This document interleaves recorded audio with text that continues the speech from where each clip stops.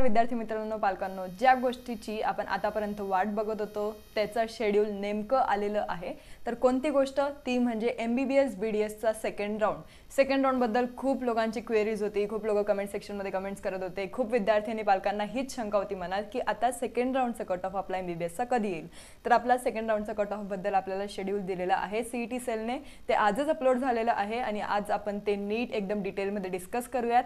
त्यातल्या त्यात MBBS चे नवीन कोणते गव्हर्नमेंट कॉलेजेस आले, त्यात नवीन सीट्स कोणते इन्क्रीज झालेले आहे, कोणतं कॉलेज नवीन येणार आहे, पेंडिंगला आहे, अप्रूव्हल कोणाला भेटले, ते सर्व आपण आजच्या व्हिडिओमध्ये डिस्कस करणार आहोत।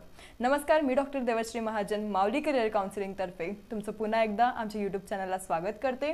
आमच्या YouTube चॅनलला जर तुम्ही आतापर्यंत सबस्क्राइब केलं नसेल तर नक्की लवकरात लवकर सबस्क्राइब करा, बेल आयकॉनला क्लिक करा। आयकॉनला क्लिक केल्यावर तुम्हाला सर्व जे नोटिफिकेशन्स आहे ते तुमच्या नोटिफिकेशन बारमध्ये भेटत असतात। आणि जर तुम्हाला आमच्याकडनं काउन्सिलिंग घ्यायची असेल MBBS च्या सेकंड राउंडसाठी, कारण आता दोनच राउंड्स उरलेले आहे, सेकंड आणि थर्ड। आता जे काही होणार आहे ते फक्त सेकंड आणि थर्ड राउंड मध्ये होणार आहे। त्यात अजून सेकंड राउंडचे खूप सारे जे ब्राउचर्सवर रूल दिलेले आहे ते खूप स्ट्रिक्ट रूल्स आहे आणि ते जर तुम्ही नाही फॉलो केले तर तुम्हाला पेनल्टी भरावी लागते, ती एक गोष्ट लक्षात घ्या। म्हणून आणि जर तुम्ही ते नाही फॉलो केलं तर तुम्हाला काहीतरी पेनल्टी द्यावी लागते। म्हणून माझं मत आहे की तुम्ही कुठेतरी जे ते काउन्सिलिंग जॉईन केलीच पाहिजे सेकंड किंवा थर्ड राउंडसाठी। फर्स्ट राउंडला नाही केली तर काहीच हरकत नाही, कारण फर्स्ट राउंडला आपल्याला खूप ऑप्शन्स राहतात, आपण फ्री एक्झिट पण करू शकतो, पण सेकंड राउंडला नक्की जॉईन करा, कुठेतरी जॉईन करा। आम्ही नाही म्हणत की आमच्याच सोबत तुम्ही जॉईन व्हा, पण जर तुम्हाला आमच्यासोबत जॉईन व्हायचं, जर तुम्ही आतापर्यंत कुठलीच काउन्सिलिंग घेतली नाहीये तर तुम्ही या नंबरला नक्की कॉन्टॅक्ट करू शकतात। इट्स 8275518480। तुम्ही व्हॉट्सअपला एक मेसेज टाकू शकतात की तुम्हाला MBBS साठी पेड काउन्सिलिंग जी आहे ती पाहिजे आहे। नंतर आमचे जे टीममेट्स आहेत, आमचे जे टीम मेंबर्स आहेत ते तुमच्यासोबत कॉन्टॅक्ट करतील आणि तुम्हाला जे काही प्रोसेस आहे ते समजून देतील, तुम्हाला फी स्ट्रक्चर सेंड करतील, तुम्हाला ती पे करायची आहे QR कोडवर आणि नंतर आमची जी सर्व तुमची प्रोसेस जी आहे ती आमच्याकडनं होईल। आमची प्रोसेस तिथंच स्टार्ट होऊन जाते, फक्त तुम्ही लवकर जे ते ॲक्ट केलं तर आम्ही लवकरात लवकर तुम्हाला सपोर्ट करत असतो। आता ह्या PDF मध्ये काय दिलं ते आपण एकदम डिटेलमध्ये बघूया। कधी आली तर आजच 16 तारखेला आपल्याला ही PDF अपडेट झालेली दिसते, आता ही रात्रीच झालेली आहे। Schedule for cap round 2 for admission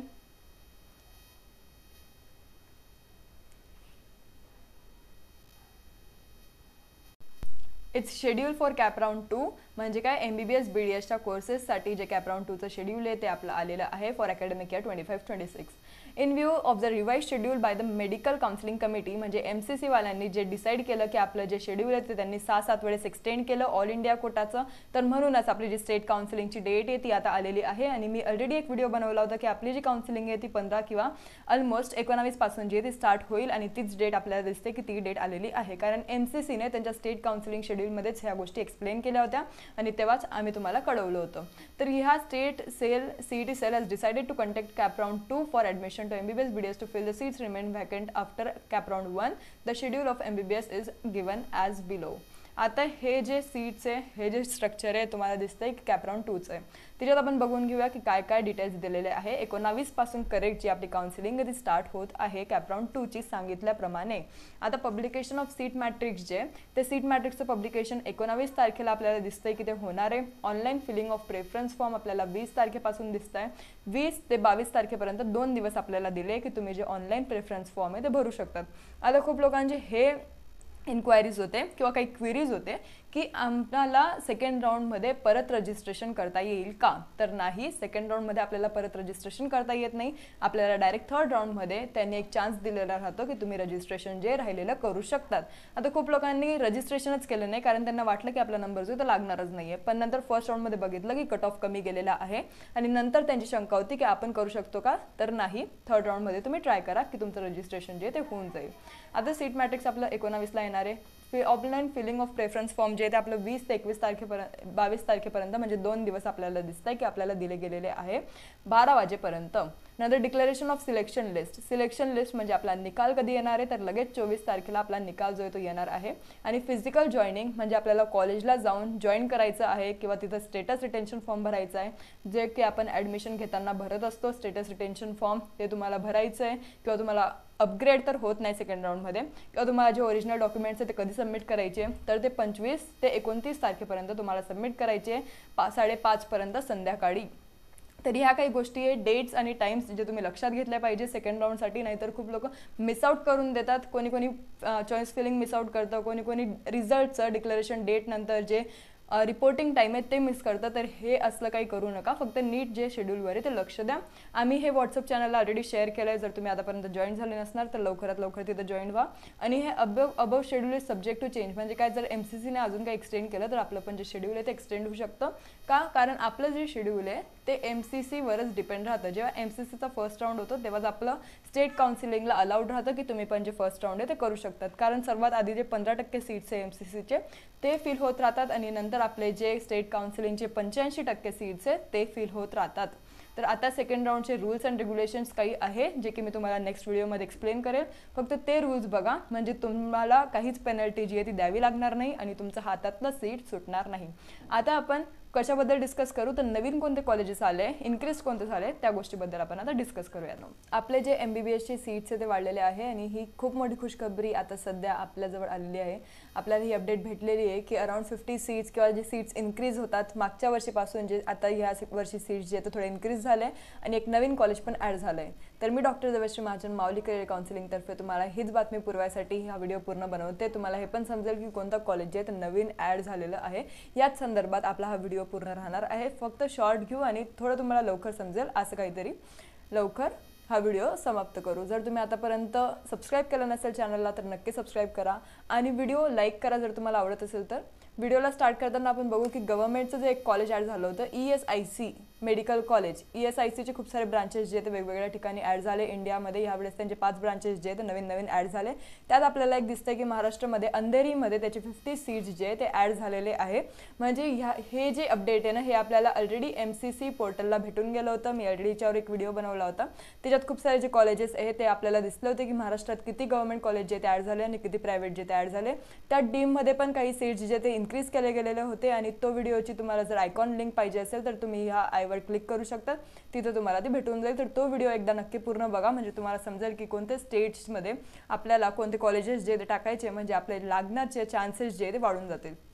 आता ही एक गोष्ट क्लिअर आहे की हे ऑलरेडी MCC म्हणजे 15% आपण ज्याला म्हणतो त्याच्यात आलेलं होतं. आता हेच कॉलेज आपल्याला स्टेट कोटामध्ये सेकंड राऊंडमध्ये पण दिसेल.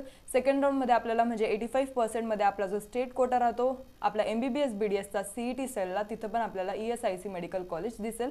तर तिथं पण एकदा तुम्ही नोंद घ्या की हे कॉलेज आलेलं आहे की नाही, कारण MCCला ऑलरेडी अपडेट झालेलं आहे आणि 15%मध्ये हे कॉलेज एनरोल झालेलं आहे.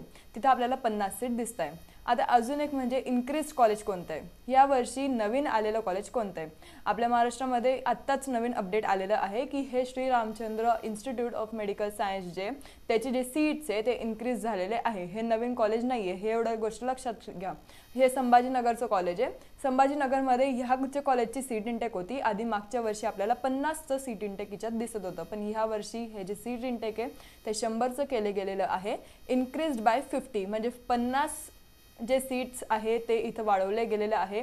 आधी 50 होते आणि आता परत 100 केलेले, म्हणजे आपल्याला 50 सीटमध्ये वाढ दिसत आहे. कोणत्या कॉलेजला, तर संभाजीनगरच्या Shri Ramchandra institute of medical science या कॉलेजला सीट्समध्ये वाढ दिसते. आता नवीन कॉलेज कोणतं आहे, न्यू कॉलेज कोणतं आलेलं आहे. आता आपण बघितलं की ESIC जे ते ऑलरेडी न्यू आलेलं होतं, MCCला अपडेट होती. नंतर आपण बघितलं की इन्क्रीज कॉलेज पण आले, म्हणजे इन्क्रीज सीट्स पण झाले. पण आता नवीन कॉलेज कोणतं आलं आहे, तर RJS फाउंडेशन जे कॉलेज आहे, नारायणराव कटकाडा मेडिकल कॉलेज कुठे प्रेझेंट आहे, तर कोपरगाव नगरला हे प्रेझेंट आहे. तर हे कॉलेज जे ते नवीन आलेलं आहे आणि याचा सीट इंटेक जो आहे तो 100चा सीट इंटेक आपल्याला दिसतोय. म्हणजे टोटल 100 सीट इंटेकची यांना परमिशन भेटलेली आहे. पण अजून एक काय, तर हे कॉलेज प्लस आपलं जे 50 सीट इंटेकचं कॉलेज आहे हे 50, इथं इन्क्रीज 50 आणि हे 100. आपल्या आता कॉलेज झालं आहे किती, 200चं सीट्स आपल्याला भेटत आहे की 200 सीट्स जे ते वाढलेले आहे. आणि 200 सीट्समुळे जो कट ऑफ आहे तो थोडा कमी होऊ शकतो आणि आपले मुलांचे लागण्याचे चान्सेस जे ते वाढू शकतात. कारण असं होतं की MBBSला ऑलमोस्ट सर्वच जण जे ते प्रायोरिटी म्हणून देत असतात आणि जर तिथं नंबर नाही लागला तर ते नंतरचे जे कोर्सेस आहेत त्याला प्रायोरिटी देत असतात.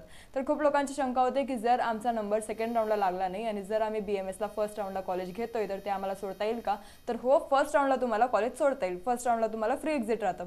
पण काय, सेकंड राऊंडला तुम्ही जर कॉलेज घेतलंय, जर तुम्ही फॉर्म फिलिंग केली आहे, चॉईस फिलिंग केली आणि तुम्हाला कॉलेज लागलंय, तर तुम्हाला ते घ्यावंच लागेल. तुम्हाला तिथं सोडण्याची प्रक्रिया दिली गेलेली राहत नाही.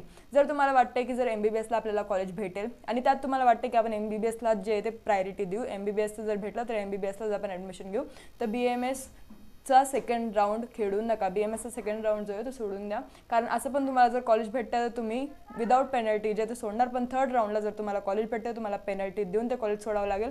म्हणून उगाच कुठेतरी लॉस होईल असं काही करू नका. नीट तुम्ही आधी जे तुमचं जे काही कन्फ्युजन आहे ते लांब करा. तुम्हाला कोणतं घ्यायचं आहे ते आधी नीट समजून घ्या. आता पेंडिंग म्हणजे कोणतं, पेंडिंग म्हणजे काय, ज्याला आतापर्यंत जी परमिशन ती अप्रूव्ह झाली नाही आहे, अजूनपर्यंत त्यांची जी परमिशन आहे ती अजूनपर्यंत पेंडिंगच आहे, ती अजूनपर्यंत अप्रूव्हल आलं नाही आहे, त्यांचं LOP आलं नाही आहे. त्याला आपण म्हणतो लेटर ऑफ परमिशन. म्हणजे लेटर ऑफ परमिशन एक लेटर राहतं ज्याच्यात त्यांनी NCICM जे त्यांनी ऑलरेडी दिलेलं राहतं की आपले कोणते कॉलेजमध्ये वाढ पाहिजे किंवा कोणते सीट्स जे ते इन्क्रीज होतात किंवा कोणत्या कॉलेजला अप्रूव्हल भेटलेलं आहे, तर ते असं एक लेटर पाठवतात परमिशनसाठी की तुमच्या कॉलेजला जी आहे ती अप्रूव्हल म्हणजे परमिशन दिली गेलेली आहे. तसं आतापर्यंत CSMSS संभाजीनगरचं जे कॉलेज आहे ते अजूनपर्यंत पेंडिंग आहे. त्याला अजून काहीच जे आहे ते परमिशन, लेटर ऑफ परमिशन भेटलेलं नाही आहे. त्याला अप्रूव्हल लवकरात लवकर भेटेल याची आपण नोंद घेतली पाहिजे. आणि ते कॉलेज आपल्याला सेकंड किंवा थर्ड राऊंडपर्यंत पण आपल्याला CET थ्रू दिसून जाईल की आपलं जे राऊंड्स आहे त्याच्यामध्ये हे उतरलेलं आहे. जर तुम्हाला अजून पण काही शंका असेल तर तुम्ही कमेंट सेक्शनमध्ये कमेंट करू शकता. तुम्हाला जर पेड काउन्सिलिंग पाहिजे असेल तर तुम्ही या नंबरला नक्की कॉन्टॅक्ट करा. 8275518480. त्यात तुमच्यासाठी अजून एक आनंदाची गोष्ट म्हणजे काय, तर आम्ही तुमच्यासाठी जे category wise, college wise, particular college wise काय कट ऑफ राहणार आहे ते आम्ही तुमच्यासाठी घेऊन येत आहोत. तुम्हाला आज किंवा उद्यापर्यंत जो व्हिडिओ आहे तो दिसून जाईल आमच्या यूट्यूब चॅनलला, तुम्ही ते बघू शकता. जर तुम्हाला अपडेटेड राहायचं आहे, जर तुम्हाला तो व्हिडिओ बघायचा आहे तर नक्की सबस्क्राईब करून बेल आयकॉनला क्लिक करा. म्हणजे तुम्हाला नोटिफिकेशन लगेच तुमच्या नोटिफिकेशन बारमध्ये दिसून जाईल आणि तुम्हाला तो अपडेट लवकरात लवकर कळेल. त्यात काय काय कवर राहणार आहे, तर एक तर कॉलेज वाईज, कॉलेज अकॉर्डिंग म्हणजे आरे पोद्दार, तिलक आयुर्वेद कॉलेज, हे सर्व पर्टिक्युलर कॉलेज वाईज त्यांचं category OBC SC ST NT DNTB सर्व कॅटेगरीज वाईज काय कट ऑफ राहणार आहे, ऑल इंडिया रँकनुसार, त्यांचे मार्क्सनुसार आणि SMLनुसार त्यांचा काय कट ऑफ असेल ते सर्व आपण आजच्या व्हिडिओमध्ये किंवा उद्या बघणार आहोत. तो तुम्हाला नेक्स्ट व्हिडिओ दिसून जाईल. आणि त्यात अजून तुमचा सेकंड राऊंडपर्यंत काय कट ऑफ जाऊ शकतो ते सर्व आपण त्या व्हिडिओमध्ये बघूयात. फक्त त्या व्हिडिओसाठी अपडेटेड राहा आणि नक्की चॅनलला सबस्क्राईब करा. धन्यवाद.